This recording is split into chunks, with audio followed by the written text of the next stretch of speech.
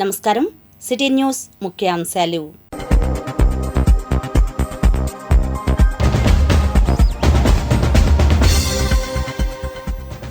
AIIMS చరిత్రలో గుర్తుండిపోతారు. తొలి batch స్నాతకోత్సవంలో రాష్ట్రపతి సందేశం. రాష్ట్ర వ్యాప్త వినతులను ఓపిగ్గా పరిశీలించిన మంత్రి నారా లోకేష్. ప్రజా దర్బార్ విశేషాలు. విద్యుత్ ఛార్జీల పెంపునకు సిపిఎం నిరసన కార్యక్రమాలు. కొత్త బిల్లులను దహనం చేసిన నేతలు. పింఛన్దారుల సమస్యలపై పాలక వర్గాలు స్పందించాలి. సంఘం నేతల డిమాండ్.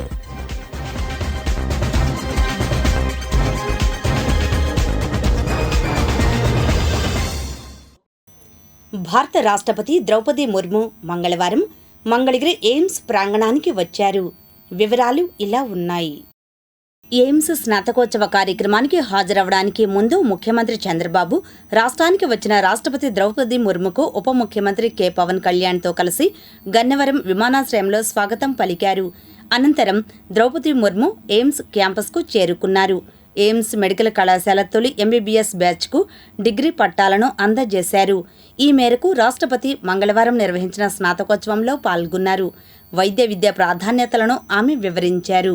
మెడికల్ సైన్స్లో టెక్నాలజీని వినియోగించడం ద్వారా వైద్య రంగంలో అద్భుతాలు సాధించవచ్చని, టెక్నాలజీ ద్వారా రోగుల చెంతకే వైద్య సేవలు అందించడం సాధ్యమవుతుందని ముఖ్యమంత్రి నారా చంద్రబాబు నాయుడు అన్నారు. మెడికల్ సైన్స్ ఇప్పుడు మెడ్టెక్ సైన్స్ అయిందన్నారు. డీప్ టెక్ వంటి నూతన సాంకేతిక పరిజ్ఞానంపై వైద్య విద్యార్థులు పట్టు సాధించాలని, రోగులు తప్పనిసరి పరిస్థితుల్లో తప్ప ఆసుపత్రులు రాకుండా వైద్య చికిత్స అందించేలా వైద్య రంగాన్ని సాంకేతిక పరిజ్ఞానంతో తీర్చిదిద్దాలని చెప్పారు. మంగళవారం మంగళగిరి ఎయిమ్స్లో జరిగిన మొదటి స్నాతకోత్సవానికి హాజరైన ముఖ్యమంత్రి ఈ కార్యక్రమానికి హాజరు కావడం తనకు ఎంతో సంతోషంగా ఉందన్నారు. స్నాతకోత్సవానికి హాజరైన వైద్య విద్యార్థులు అందరికీ ముందుగా అభినందనలు తెలిపారు. सभी देशवासियों की, विशेषकर ऐसे लोगों की देखभाल के लिए जिनके लिए चिकित्सा सेवाओं को प्राप्त करना कठिन होता है, सरकार ने आयुष्मान भारत योजना सहित अनेक सहायक अभियान चलाए हैं तथा उनके लिए उपचार सुलभ कराए हैं.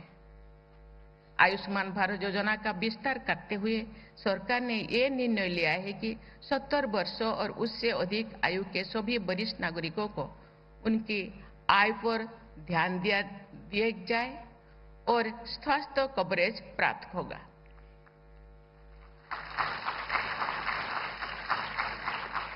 कोई भी व्यक्ति आर्थिक या अन्य कारणों से स्वास्थ्य सेवाओं से वंचित न रह जाए, ये सरकार के साथ साथ एक जागरूक समाज का भी दायित्व है.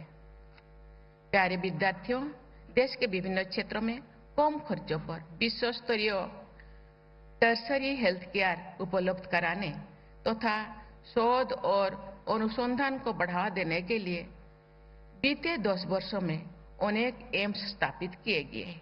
इस पहल के लाभ सामने आ गया है. भारत के डॉक्टर ने अपनी प्रतिभा और परिश्रम के बल पर विश्व के विकसित देशों के अपना अग्रणी स्थान बनाया है. चिकित्सा संबंधी नई अनुसंधान कार्यों में भी भारत के डॉक्टरों तथा विशेषज्ञों ने अपनी अलग अलग पहचान बनाया है. हमारे देश में उपलब्ध चिकित्सा सुविधाओं का लाभ लेने के लिए अन्य देशों में लोग आते हैं.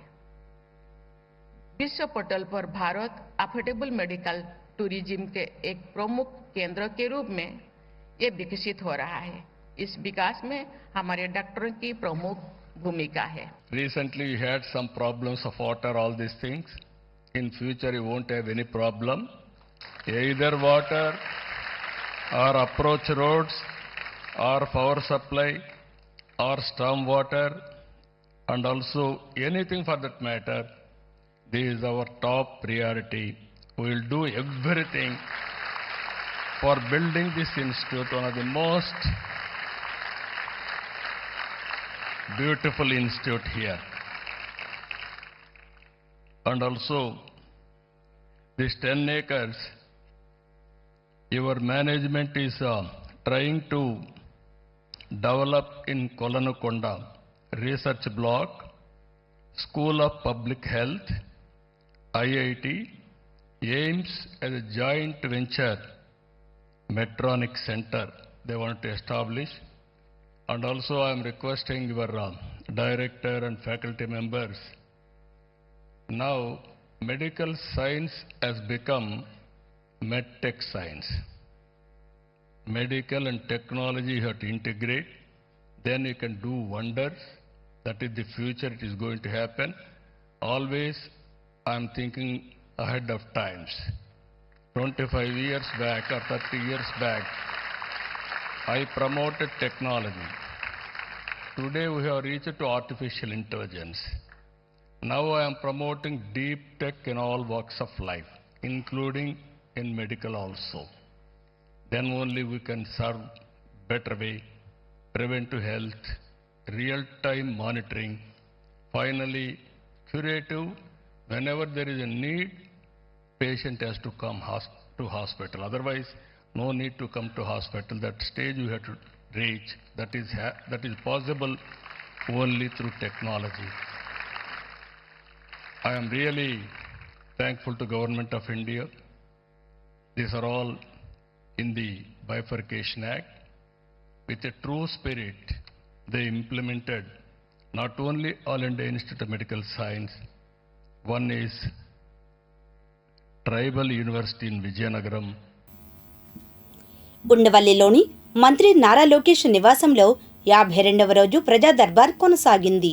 వివరాలు వీక్షిద్దాం. భూ సమస్యలతో కొందరు, అనారోగ్యంతో ఇంకొందరు, పథకాలు ఇప్పించాలని మరికొందరు, సమస్యల సుడిగుండంలో చిక్కుకున్న ప్రజలకు ఆశాకిరణంలా కనిపిస్తున్నారు మంత్రి నారా లోకేష్. రాష్ట్ర వ్యాప్తంగా తరలివస్తున్న బాధిత ప్రజలకు నేనున్నానని భరోసా ఇస్తున్నారు యువనేత లోకేష్. ఉండవల్లి నివాసంలో 52వ రోజు నిర్వహించిన ప్రజా దర్బార్కు వినతులు వెల్లువెత్తాయి.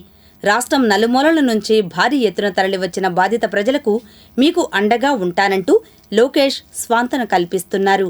మంత్రి లోకేష్ను కలుస్తున్న వారిలో భూ బాధితులే అధికంగా ఉండడంతో రెవెన్యూ, పోలీస్ అధికారులు సమన్వయంగా సమస్యలకు పరిష్కారం చూపాల్సిందిగా అధికారులను ఆదేశించారు.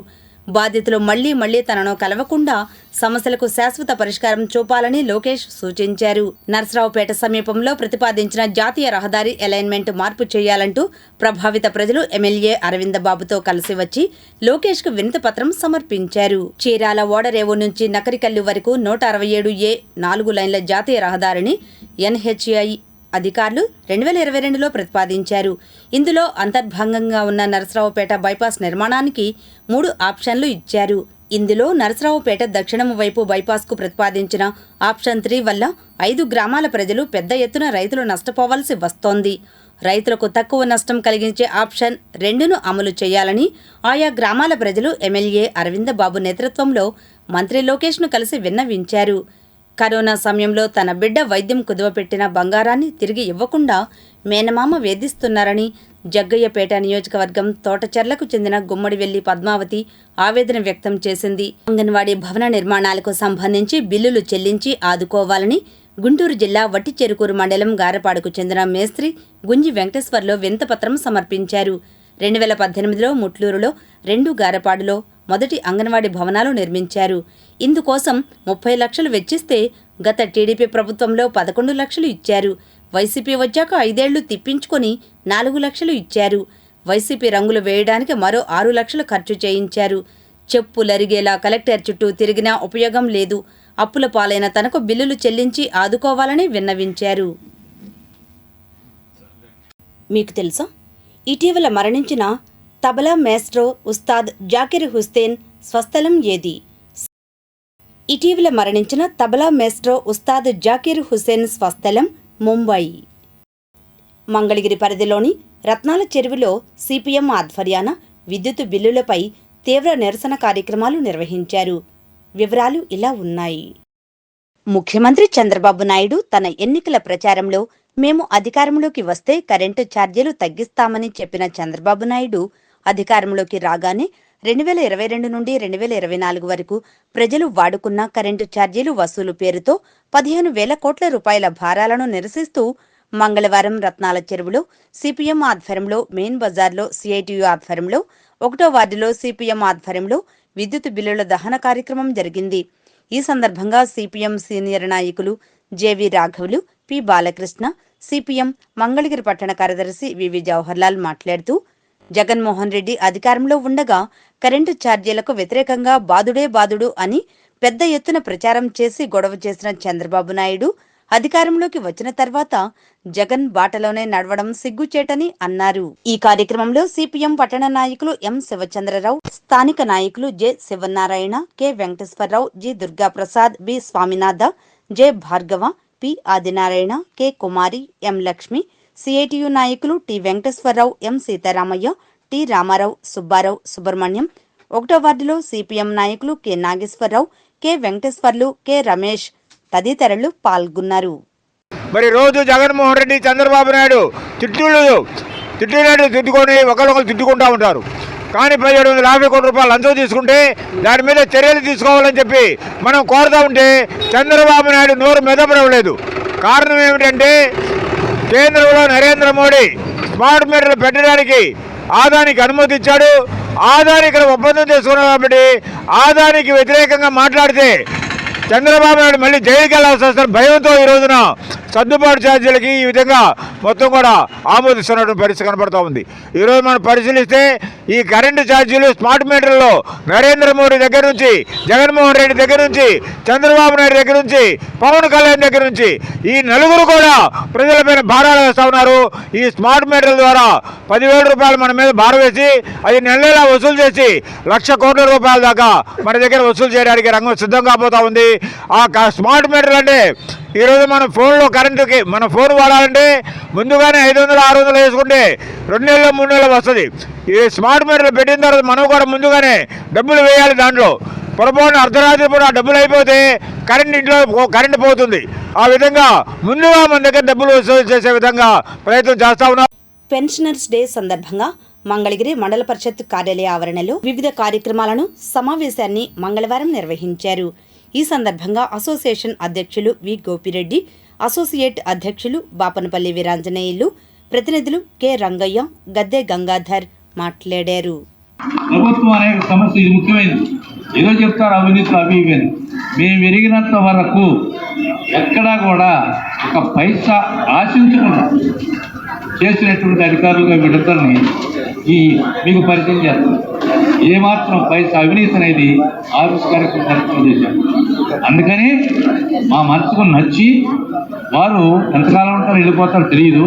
మాకు సరైనటువంటి ఆఫీసు భవనం ఇక్కడ లేదు, ఇబ్బంది పడుతున్నాము పాత భవనంలో అని తెలియజేసిన సందర్భంలో మన యూనియన్ సంఘం తరఫున మనంగా ప్రయత్నించి వాళ్ళకు కావలసినటువంటి నూతన ఆఫీసు భవనం నిర్మించడానికి తగినటువంటి ఆర్థిక సహకారం కూడా పూర్తిగా అందించి వారిని దృష్టిలో పెట్టుకొని ఆ తర్వాత మళ్ళీ వాళ్ళ కృషి చేత ఈ గవర్నమెంట్ ఎప్పుడు ఫండ్స్ రావు.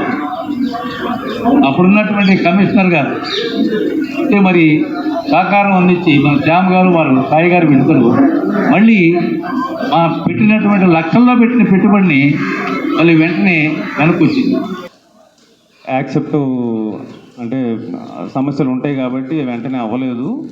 మా సిబ్బంది కూడా అనేక సార్లు నాతో పాటు ఆ విషయమై మేము మున్సిపల్ ఆఫీస్కి వెళ్ళడము, తర్వాత గోపిరెడ్డి గారు కూడా మాతో పాటు వచ్చి మా సిబ్బంది మేమందరం అనేక సార్లు రిక్వెస్ట్ చేసుకోవటం వలన దానికి వెంటనే అప్పటి కమిషనర్ గారు ఆమోదించి ఫండ్స్ ప్లాన్ అప్రూవల్ చేయడం జరిగింది.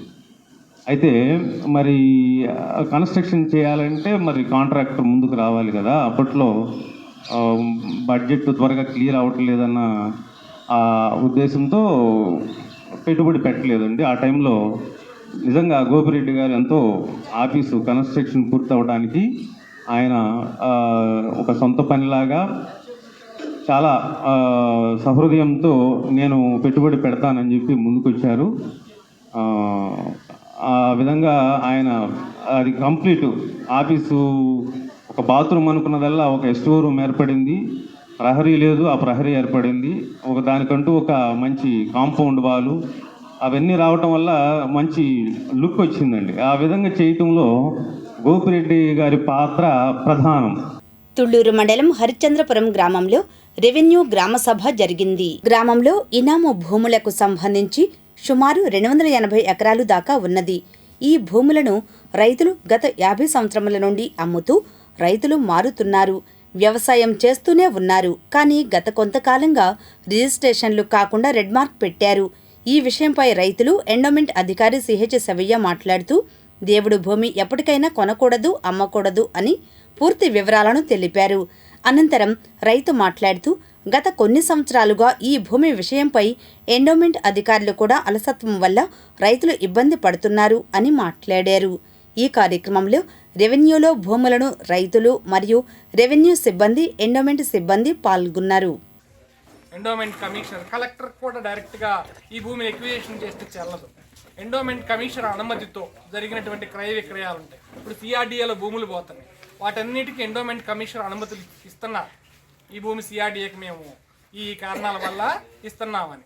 అలా ఆ భూములు తప్ప మిగతా ఏ రకమైనటువంటి పట్టాలు ఇష్యూ అయినవి కానీ ఇవేమీ చెల్లవని చెప్పేసి కిరణ్ కుమార్ రెడ్డి గారి గవర్నమెంట్లో 2013లో 16/2013 అని ఒక యాక్ట్ వచ్చింది. దాని ప్రకారం ఈ భూములన్నిటినీ తవ్వి తీయాల్సి వచ్చింది. 2008లో మేము మా కంట్రోల్లో ఉన్నటువంటి భూములను మాత్రమే ప్రొవిషన్ లిస్ట్లో, అంటే రైతులకు రిజిస్ట్రేషన్ చేయొద్దు ఎవరికి అని మేము ఇచ్చాం. 2012లో కూడా కాస్త ఏంటంటే మాకు సేవ చేస్తున్న అర్చక స్వాములు, మా కంట్రోల్లో ఉన్నటువంటి భజంత్రీలు, అది కూడా ఎవరికి ప్రాబ్లం రాలేదు. కానీ ఈ యాక్ట్ అయితే ఎప్పుడైతే వచ్చిందో దాని ప్రకారం 2016లో మాత్రం ఈ రికార్డు, ఓల్డ్ రికార్డు, దానికి 38 1937 27 ఆ సంవత్సరాల్లో టెంపుల్కి ఒక రికార్డు ఉంది. ఆ రికార్డు ప్రకారము ఆర్ఎస్ఆర్ కాపీ అని బ్రిటిష్ వాడు 1902 నుంచి 6 మధ్యలో తయారు చేశాడు. దాంట్లో దేవస్థాన నౌకరీ, దేవస్థానము అని పేరున్నటువంటి భూములన్నీ కూడా వాళ్ళ రిజిస్టర్లో ఉన్నట్టయితే ఆ భూములన్నిటిని అప్పుడు కమిషనర్ గారి ద్వారా 22A1C అనేటువంటి విభాగంలో బ్లాక్ చేశారు. మన గ్రామంలో 282 ఎకరాలు ఉంది.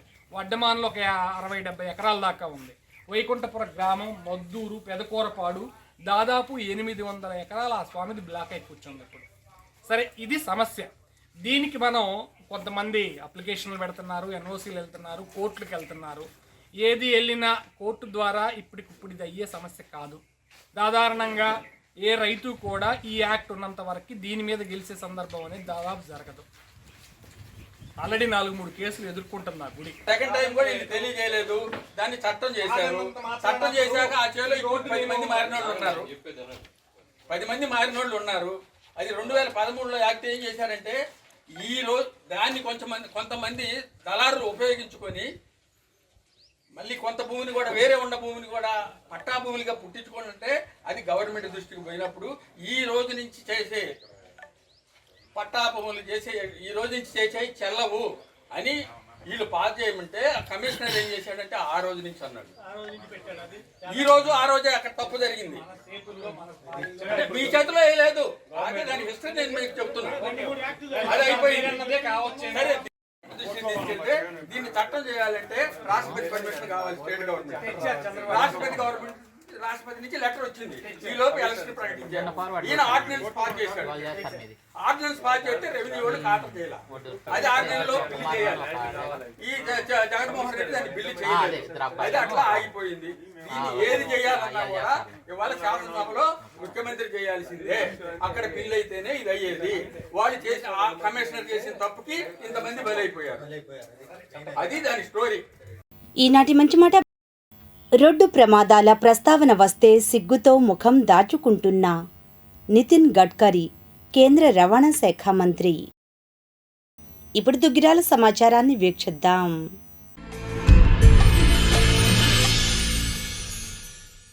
దుగ్గిరాల జలవనరుల శాఖ కార్యాలయంలో మంగళవారం నీటి సంఘాల చైర్మన్, వైస్ చైర్మన్ నియామకాలు ఏకగ్రీవం అయ్యాయి. మొత్తం 8 మంది సభ్యులకు గాను చైర్మన్గా మోరంపూడికి చెందిన గౌర్నేని అనిల్ కుమార్, వైస్ చైర్మన్గా చిన్నపాలెంకు చెందిన విశారపు శేషగిరిరావు ఇరువురిని ఏకగ్రీవంగా మిగిలిన సభ్యులు ఎన్నుకున్నారు. అదేవిధంగా ఈమని, అత్తోట, తుమ్మపూడి, పెదకొండూరు, గుండిమెడ గ్రామాలకు చెందిన వారు డైరెక్టర్లుగా నియామకమయ్యారు. తొలుత కార్యాలయంలో ఎన్నికల అధికారి గడ్డం ముత్యంబాబు సమక్షంలో సంతకాలను చేయగా పత్రాలను అందజేశారు. అనంతరం నూతనంగా ఎన్నుకోబడిన చైర్మన్, వైస్ చైర్మన్ సభ్యులకు పూలమాలలు వేసి సన్మానించారు. ఈ కార్యక్రమంలో కూటమి నాయకులు గూడూరు వెంకట్రావు, తాళ్ల అశోక్ యాదవ్, పసుపులేటి శ్రీనివాసరావు, వెనుగళ్ల శ్రీకృష్ణ ప్రసాద్, కొండంనేని చటర్జీ, గద్దె వాసు, కేశంనేని వాసుబాబు, పుతుంబాగ సాయికృష్ణ, కన్నిగంటి సాంబశివరావు, దేవరపల్లి చంటి, గరికా శ్రీనివాస్, మరీదు శివయ్య, బాణవతి శంకర్ నాయక్, పసుపులేటి రవి యాదవ్, కలకులూరు శ్రీనివాస శర్మ, జంపాల హరిబాబు, గుండు కోటి యాదవ్, షేక్ కర్ముల్లా, కాసర్నేని కృష్ణ, మన్యం అశోక్, ఇరిగేషన్ ఏఈ లక్ష్మీనారాయణ, ప్రకాష్, లక్ష్మణ్ తదితరులు పాల్గొన్నారు. ఈ సందర్భంగా ఎన్నికల అధికారి, నాయకులు మాట్లాడారు. ఎలక్షన్ ఆఫీసర్గా 38 దిగ్గిరాల డిస్ట్రిబ్యూటరీ కమిటీకి ఎలక్షన్ ఆఫీసర్గా వేశారు. సో ఈరోజు ఉదయం నుంచి ప్రెసిడెంట్కి, వైస్ ప్రెసిడెంట్ని ఎన్నిక చేసుకోవడానికి ఇక్కడ ఏర్పాటు చేశారు. ఈ విధంగా ప్రెసిడెంట్ గారిని కూడా ప్లస్ వైస్ ప్రెసిడెంట్ గారిని ఎన్నుకోవడం జరిగింది. ప్రెసిడెంట్గా అనిల్ కుమార్ గారు, శేషగిరిరావు గారు వైస్ ప్రెసిడెంట్గా ఎన్నికయ్యారు. ఏకగ్రీవంగా ఎన్నికయ్యారు. 8 మంది సభ్యులండి. దాంట్లో ప్రెసిడెంట్ గారు ఒకరు, వైస్ చైర్మన్ గారు. నాకు దుగ్గిరాల మండలం తరపున, నీటి సంఘం తరపున డీసీ పదవిని అవకాశం కల్పించినందుకు కృతజ్ఞతలు తెలుపుకుంటున్నాను. నాతో పాటు సోదరుడు శేషగిరిరావు గారిని డీసీ ఉప సర్పంచ్గా నియమించడం జరిగింది. మొత్తం 8 మంది నీటి సంఘం సభ్యులండి. దీనిలో నుంచి మేము ఇద్దరం ప్రెసిడెంట్గా, వైస్ ప్రెసిడెంట్గా, వైస్ చైర్మన్గా నియమించుకున్నాం. రైతులు అందుబాటులో ఉండి సక్రమంగా విధులు నిర్వహించి మంచి పేరు తెచ్చుకొని గౌరవంగా ఉంటాను. నాకు అప్పచెప్పినటువంటి వైస్ చైర్మన్ పదవిని సక్రమంగా నిర్వర్తిస్తానని, ఎటువంటి సమస్యలు లేకుండా పరిష్కరిస్తానని. ఈమాని గ్రామం నుంచి జనసేన తరపున పోటీ చేసి గెలిచినందుకు కృతజ్ఞతలు తెలుపుకుంటున్నాను.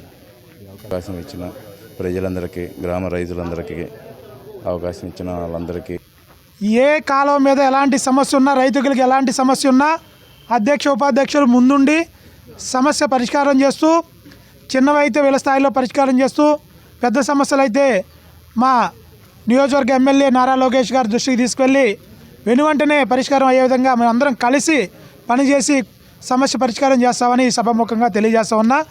గౌరవనీయ అనిల్ గారికి, శేషగిరిరావు గారికి, నూతనంగా ఎన్నుకోబడిన ప్రతి ఒక్క నీటి సంఘాల కాలువల అధ్యక్షులకి మా తెలుగుదేశం పార్టీ తరఫున, మా మండల కమిటీ తరఫున కృతజ్ఞతలు తెలియజేస్తా ఉన్నాం. దుగ్గిరాల రైలుపేటలో ఈ ఏడాది జనవరి 19న శుభం కోల్డ్ స్టోరేజ్లో జరిగిన అగ్ని ప్రమాదంలో నష్టపోయిన రైతులకు సంబంధించిన బాండ్లు భీమా సంస్థ బృందం సోమవారం నుంచి తనిఖీలను పసుపు మార్కెట్ యార్డులో నిర్వహిస్తున్నారు. నష్టపోయిన రైతులకు రైతు సంఘాలు, వ్యవసాయ కార్మిక సంఘాల ఆధ్వర్యంలో ధర్నా, రాస్తారోకోలు నిర్వహించారు. మొత్తం సుమారు 400 మందికి పైగా రైతులకు సంబంధించిన పసుపు నిల్వలపై కోట్లాది పరిహారం అందించే క్రమంలో భాగంగా ఇండియా ఇన్సూరెన్స్ సంస్థకు సంబంధించి రైతుల వద్దనున్న బాండ్లను పరిశీలించేందుకు ప్రతినిధి జుబేర్ అలీఖాన్ సిబ్బందితో కలిసి బాండ్లను తనిఖీలు చేస్తున్నారు. అర్హులైన రైతులను గుర్తించి నివేదికను ప్రభుత్వానికి భీమా సంస్థకు అందజేయనున్నారు. తొలి రోజున రైతు సంఘ నాయకులు జొన్నా శివశంకర్ హాజరు కాగా, రెండవ రోజు మంగళవారం బాపట్ల జిల్లా రైతు సంఘం నాయకులు వేముల వెంకటరామయ్య, ములకా శివసామిరెడ్డి, జెట్టి బాలరాజు యార్డుకు వచ్చి రైతుల వద్ద నుంచి బాండ్లను పరిశీలన చేసి సంస్థ సిబ్బందికి అందించారు. ఈ సందర్భంగా వెంకటరామయ్య, శివసామిరెడ్డి మాట్లాడారు.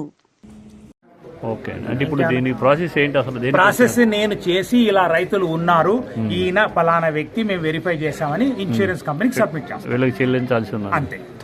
వీళ్ళకి అంటే ఇప్పుడు వెంకటేశ్వర్లు ఉన్నారు, వెంకటేశ్వర్ గారు ఉన్నారు, రైట్ ఆయన బాండ్ ఇది మేము క్రాస్ వెరిఫై చేసామని రాసిస్తాం. అలా. ఓకే, ఎంతమంది వచ్చారు? టీం ఎంతమంది? టీం 3 ఉన్నారు. కూడా కొంతమందికి ఉన్నాయి. అవన్నీ మేము వచ్చి పరిశీలించి చేసి న్యాయం చేస్తాం. మేము చేయగలిగిందల్లా కేవలం రిపోర్ట్ ఇవ్వటమేనని వచ్చిన ఈ ఆఫీసర్, ఫోరెన్సిక్ ల్యాబ్ ఆఫీసర్ గారు తెలియజేస్తున్నారు.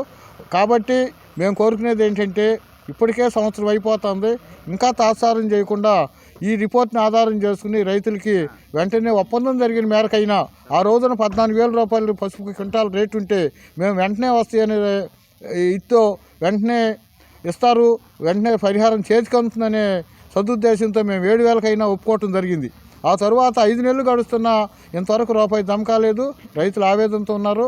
ఇదే కాదు, ఈ సెప్టెంబర్ నెలలో వచ్చిన వరదల్లో రైతాంగం ఏ పసుపు రైతులైతే ఇవాళ ఆర్థికంగా పసుపును కోల్పోయారో ఎవరైతే ఆర్థికంగా బాధలు పడుతున్నారో అదే రైతాంగం అదే ప్రాంతాల్లో పసుపు సాగు చేసి వరదల్లో నష్టపోయి ఎకరానికి 2 లక్షల రూపాయలు ప్రస్తుతం నష్టపోయారు. పెట్టుకున్న పసుపు అట్లా పోయింది, ఈ పసుపు ఎట్లా పోయింది. రైతులకి వెంటనే నష్టపరిహారం అందించి న్యాయం చేయవలసిందిగా అటు రాష్ట్ర నాయకత్వాన్ని, అధికారుల్ని, ప్రజాప్రతినిధులను కూడా మేము ఈ సందర్భంగా కోరుకుంటున్నాం. పంట అంతా కూడా బూడిదగా మారింది. అప్పటి నుంచి ఇప్పటి వరకు కూడా ఆంధ్రప్రదేశ్ రైతు సంఘం, ఆంధ్రప్రదేశ్ పసుపు రైతు సంఘం కూడా రైతుల్ని రాజకీయ పార్టీలతో నిమిత్తం లేకుండా ఆందోళన చేసిన ఫలితంగానే ఈ మాత్రం కూడా ప్రభుత్వం దిగొచ్చి కొంత ఒప్పందం చేసుకుంది. ఈ ఒప్పందం మేరకైనా రైతులకి న్యాయం చేసేందుకు మరి కృషి చేయాలని కూడా మేము ప్రభుత్వాన్ని డిమాండ్ చేస్తున్నాం. మళ్ళీ జనవరి 19వ తేదీ 2025 లోపల పరిహారం అందకపోతే మళ్ళీ రైతు సంఘం ఆందోళన బాట పడుతుందని, ఆ రోజు పసుపు రైతులంతా కూడా దుగ్గిరాల సమావేశం పెట్టి మళ్ళీ ఆందోళన కార్యక్రమం చేపడతామని హెచ్చరిస్తున్నాం. అసెంబ్లీ సచివాలయంలో పనిచేసే పారిశుద్ధ్య కార్మికులకు నవంబర్ నెల జీతాన్ని వెంటనే విడుదల చేయాలని కోరుతూ సిఐటియు ఆధ్వర్యాన అసెంబ్లీ వద్ద నుండి మల్కాపురం సెంటర్ వరకు నిరసన ప్రదర్శన నిర్వహించారు. ఈ కార్యక్రమంలో సిఐటియు నాయకులు ఎం రవి, ఎం భాగ్యరాజు తదితరులు పాల్గొన్నారు. అనంతరం వారు మాట్లాడారు. ఇక్కడ అసెంబ్లీలో సచివాలయంలో పనిచేసే వాళ్ళు 75% మంది క్రిస్మస్ పండుగని చేసుకునే వాళ్ళు ఉన్నారు. కాబట్టి ఇప్పటికీ జీతం ఇవ్వకపోతే పండుగ ఏ విధంగా చేసుకుంటారని చెప్పేసి సిఐటి మేము డిమాండ్ చేస్తా ఉన్నాం. అందుకనే వెంటనే వీళ్ళు జీతం విడుదల చేయాలని చెప్పేసి సిఐటిగా డిమాండ్ చేస్తా ఉన్నాం. మంగళగిరి ఏపీఎస్పీ పెన్షనర్స్ హాల్లో ఆల్ ఇండియా పెన్షనర్స్ డేని పురస్కరించుకుని ఏపీఎస్పీ పెన్షనర్స్ అసోసియేషన్ ఆధ్వర్యంలో మంగళవారం పెన్షనర్స్ డే వేడుకలు నిర్వహించారు. ఈ సందర్భంగా కీర్తిశేషులు డిఎస్ నకర చిత్రపటానికి అసోసియేషన్ నాయకులు పూలమాలలు వేసి నివాళులు అర్పించారు. ఈ కార్యక్రమంలో అసోసియేషన్ అధ్యక్షులు తాటి కృష్ణారావు నాయుడు, నాయకులు పావన్ రావు, గుడిపాటి చిన్న తిరుపతి నాయుడు, ఎంఎస్కే శ్రీధర్, రాజశేఖర్, గోవర్ధన్, భాస్కర్ రెడ్డి, శివశంకర్ రెడ్డి, యు పెద్దిరాజు, రంగారెడ్డి తదితరులు పాల్గొన్నారు. ఏపీ కాంగ్రెస్ అధ్యక్షురాలు వైఎస్ షర్మిల పుట్టినరోజు వేడుకలు మంగళగిరిలో జరిగాయి. వివరాలు ఇలా ఉన్నాయి. ఆంధ్రప్రదేశ్ రాష్ట్ర కాంగ్రెస్ అధ్యక్షురాలు వైఎస్ షర్మిల జన్మదినోత్సవం సందర్భంగా మంగళగిరి నియోజకవర్గ కాంగ్రెస్ పార్టీ కోఆర్డినేటర్ షేక్ సలీం ఆధ్వర్యంలో పాత మంగళగిరి కృష్ణ చైతన్య వృద్ధులాశ్రమం నందు వృద్ధులకు పండ్లు పంపిణీ కార్యక్రమం నిర్వహించారు. చిన్నకాకాని షైన్ ఆశ్రమం నందు అనాథ పిల్లలకు పళ్లు పంపిణీ కార్యక్రమం జరిగింది. షర్మిల దీర్ఘాయుష్తో ఆనందంగా నిండు నూరేళ్లు జీవించాలని భగవంతుణ్ణి ప్రార్థిస్తూ కేక్ కట్ చేసి అందరికీ పంపిణీ చేశారు. ఇంకా ఈ కార్యక్రమంలో రాష్ట్ర కాంగ్రెస్ చేనేత విభాగం అధ్యక్షులు రామనాథం పూర్ణచంద్రరావు, రేమణశెట్టి హనుమంతరావు, జిల్లా కాపు సంఘం చైర్మన్ రత్నగోపాల్, నాయకులు గుజ్జర్లపూడి జాన్బాబు, మండ్రు శ్రీనివాస్ కుమార్, దామర్ల మల్లేశ్వరరావు, ఉపాకుల కృష్ణ చౌదరి, దామర్ల ప్రసాద్, సీనియర్ కాంగ్రెస్ నాయకులు తాడేపల్లి మండల కాంగ్రెస్ పార్టీ అధ్యక్షులు పఠాన్ సుబ్బాని, తాడేపల్లి పట్టణాధ్యక్షులు ధర్మపురి శామ్యూల్, చిలక కార్తీక్, ఏలే హేమసుందర్రావు, గుడిపూడి అర్జున్రావు, ఉల్లా సమర్పణ కుమార్ పాల్గొన్నారు. శ్రీమతి షర్మిలారెడ్డి గారి నాయకత్వంలో కాంగ్రెస్ పార్టీ ప్రధానిగా రాహుల్ గాంధీని ఇక్కడ రాష్ట్రంలో కూడా కాంగ్రెస్ పార్టీ అధికారంలోకి రావాలని, కాంగ్రెస్ పార్టీకి రాష్ట్రంలో పూర్వవైభవం తీసుకొచ్చే కృషిలో శ్రీమతి షర్మిలారెడ్డి గారు విశేషమైన కృషి చేస్తున్నారు. అందుకని మనందరం కూడా సోనియా గాంధీ నాయకత్వం, రాహుల్ గాంధీ నాయకత్వంలో కాంగ్రెస్ పార్టీ ముందు తీసుకెళ్లి మన షర్మిలారెడ్డి గారిని, రాహుల్ గాంధీ గారిని ప్రధానమంత్రి చేసి షర్మిలారెడ్డి గారిని కూడా ముఖ్యమంత్రి చేయాలని చెప్పి మనందరం కూడా కృషి చేద్దామని చెప్పి కోరుతూ, ఈ రాష్ట్రంలో కాంగ్రెస్ పార్టీకి పూర్వవైభవం తీసుకురావాలనంటే శ్రీమతి షర్మిలారెడ్డి గారికి ఆ భగవంతుడు పూర్తి ఆయురారోగ్య అష్టైశ్వర్యాలు కలుగజేయాలని చెప్పి, అట్లాగే ప్రత్యర్థ వర్గాలకు కూడా ఆ వెంటే దడబుట్టే విధంగా ఉండాలని చెప్పి ఆ భగవంతుడిని మనస్ఫూర్తిగా కోరుకుంటున్నాను. మంగళగిరిలో ధనుర్మాస వ్రత ఉత్సవాలు ఆరంభమయ్యాయి. రిపోర్ట్. మంగళగిరి బాపూజీ విద్యాలయ ప్రాంగణంలో సోమవారం సాయంత్రం ధనుర్మాస వ్రత మహోత్సవాలు ప్రారంభమయ్యాయి. ఉత్సవాలను చినజీయర్ స్వామి ప్రారంభించారు. ఈ కార్యక్రమంలో వైటీఆర్ ట్రస్ట్ ప్రతినిధి వై తులసిరాం, లైలా గ్రూపుల చైర్మన్ గోకరాజు గంగరాజు, తదితరులు పాల్గొన్నారు. స్వామివారు శ్రీవిల్లిపుత్తూరు నుంచి అమ్మవారి పూలదండలు వస్త్రాన్ని తీసుకొని డైరెక్ట్గా 45 సంవత్సరాల్లో మొదటిసారిగా మన ప్రముఖ వైష్ణవ క్షేత్రమైన మంగళగిరి రావటం జరిగింది. చాలా సంతోషం. ఇక్కడ ఎన్నో రోజులుగా ఎదురు చూస్తున్న భక్తులకు ఇలాంటి ఆనందాన్ని మరి సకల సంపదలను శుభాలను కలిగించాలనే ఉద్దేశంతో స్వామివారు గోదాదేవి ఆచరించిన వ్రతాన్ని మనందరిచే వారు ఆచరిస్తూ మనందరిచే ఆచరింపే విధంగా జగదాచార్యులు శ్రీ తిరండి చిన్నజీవేశ్వర స్వామి వారు ఇక్కడికి విచ్చేయటం మనందరి అదృష్టంగా భావిస్తూ. ఇదిలా ఉండగా మంగళగిరి బాపూజీ విద్యాలయం ఆవరణలో శ్రీ చిన్నజీయర స్వామివారి ప్రత్యక్ష పర్యవేక్షణలో ఈ నెల 16వ తేదీ నుంచి నెల రోజుల పాటు జరిగే ధనుర్మాస వ్రత మహోత్సవాలలో 2వ రోజు మంగళవారం స్థానిక పట్టణ వికాస తరంగిణి శ్రీ లక్ష్మీ నరసింహస్వామి యతిరాజ సేవా మండలి ఆధ్వర్యంలో శ్రీ గోదాదేవి అమ్మవారికి సారె సమర్పించారు. శ్రీ చిన్నజీయర స్వామివారి సమక్షంలో మహిళా భక్తులు భక్తి శ్రద్ధలతో అమ్మవారికి సారె సమర్పించారు. ఈ కార్యక్రమంలో పట్టణ వికాస తరంగిణి అధ్యక్షులు నందం జోగేంద్ర చక్రవర్తి, వికాస తరంగిణి సేవా మండలి ప్రతినిధులు విజయలక్ష్మి, జంపాని పద్మావతి, డోగిపర్తి లక్ష్మీ భగవతి సుందరి, చిన్ని విజయలక్ష్మి, లక్ష్మి, గాదంశెట్టి సుజాత, డోగిపర్తి శ్రీహరిరావు, మాజేటి గోపాలకృష్ణ, చక్కా కృష్ణకిషోర్ తదితరులు పాల్గొన్నారు. ఈ రోజున ఈసారి కార్యక్రమం మేమందరం కూడా మంగళగిరి గోష్ఠివారు శ్రీ లక్ష్మీ నరసింహస్వామి యతిరాజ మండలి గోష్ఠివారు అట్లాగే మంగళగిరి వికాస తరంగిణి సభ్యులందరం కూడా ఈరోజున ఈసారి సమర్పించుకోవటం మా అదృష్టంగా భావిస్తున్నాము. మరి ఉదయం నుంచి అనేక కార్యక్రమాలు తిరుప్పావై పాసుర కార్యక్రమాలు, దాని అర్థ వివరాలు, ప్రవచనం అవన్నీ కూడా సాగుతూ ఉన్నాయి. మరి ఇప్పుడే తీర్థగోష్ఠి జరిగింది. మా అందరి అదృష్టం, మేమందరం కూడా దాదాపు ఒక 200 మంది సభ్యులు పైననే అందరం సారి సమర్పించుకోవడానికి వచ్చాము. మా అదృష్టం.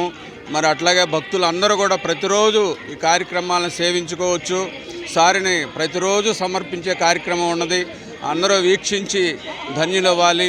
మరి స్వామివారి యొక్క కటాక్షం అనుగ్రహ భాషణం చేత మన మంగళగిరి ఎంతో అభివృద్ధి చెంది అందరికీ కూడా సుభిక్షంగా శుభాలు కలగాలని అందరం కోరుకుంటున్నాం. ధనుర్మాసం సందర్భంగా మన చిన్నజీయర్ స్వామి గారు మన మంగళగిరిలో ఉండడం అనేది మన అందరి అదృష్టంగా భావిస్తున్నాను.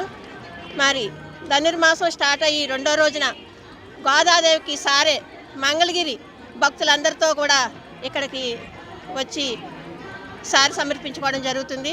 చాలామంది 150 మంది 200 మంది దాకా మంగళగిరి నుంచి వచ్చి అమ్మవారికి సారి సమర్పిస్తున్నారు. ఈ అందరికీ కూడా అమ్మవారి ఆశీస్సులు, స్వామివారి ఆశీస్సులు ఉండాలని కోరుకుంటున్నాను.